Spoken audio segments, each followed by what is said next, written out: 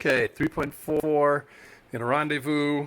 You had a problem with the P0304 miss and P0300 just generic miss.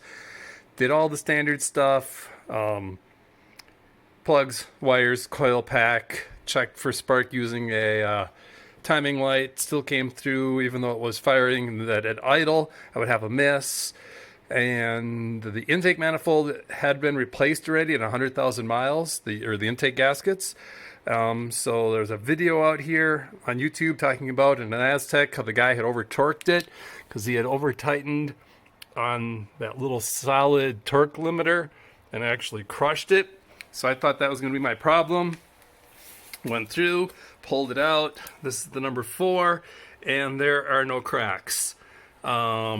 Key though is look on the side here how it seems to be washed a little bit on the one side.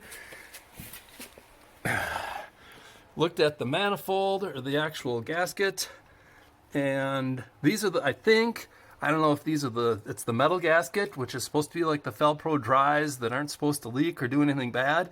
Well, after 2 years, for whatever reason, this gasket has missing gasket material. You can see behind, I've got light coming through behind it, and there was my air leak. There's a bit of a wash on the inside of the intake port. I really don't know how it wasn't sucking in more oil, although looking from the oil, it does look like oil ran down the push rod and got a ways down past it before it would drip, and maybe there wasn't enough vacuum to suck it in. Would run fine. I did it for 2 years. Just check engine light at idle. Sometimes it would blink, which is bad for the cat. Just want to let people know that, yeah, it might not be the cracked intake. I did buy another intake. That won't be it. General pointers, there's a lot of good teardowns on this. Man, I fought hard to get this off. There's not a lot of clearance between the trying to get all this out. That is a bugger to get loose. I did leave my coil packs. I unbolted them. I did not go from below. I came from above. Somebody said to go from below. I was not able to go from below.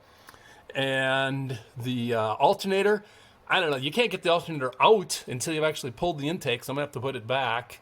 And I had to pull the bracket for the alternator also. When you do that, be aware that, and there's some guides out there, there's one bolt that you can get to right here on the bracket. Closest to me would be the top of the engine up here. Have to pull this off, and underneath there is another bolt to get, and then this whole bracket just comes off the engine. Yeah, that's it. The other trick I use a lot of, is a lot of people can't get to the rear. Take it and hook it in, and hook this on the other end of the hook. When it's all bolted together, there's a bracket for pulling the motor right in front of the alternator. And I hook this on, and I pull this bolt out, which I put back in because I needed some torque, and pull the bolt on the other wishbone, which I've got the whole wishbone off because I thought I might need to get it to get this, but I really didn't. With those free, the whole motor is able to rock forward a good 3 to 4 inches. Boy, that gives you a lot more ability to come from the top and get to the coil pack bolts on the top and the alternator and the tensioner on the side. Don't pull I didn't have to pull piping off of the power steering pump. And I guess it's reassembly time.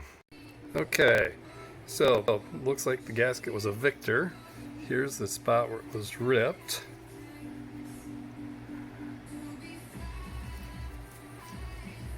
And you'll notice where it was made. I know the actual ones that have this steel over like this, the Felpros are made in the US.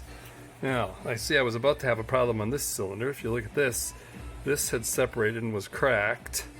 It was about to be sucked into the motor and cause me another air leak on cylinder 6. Just junk. Okay, here we are all cleaned up, ready to go back together. Not much more to say, I guess. Time for reassembly. Okay, always bad when you have to put a helicoil in. Yeah, not good.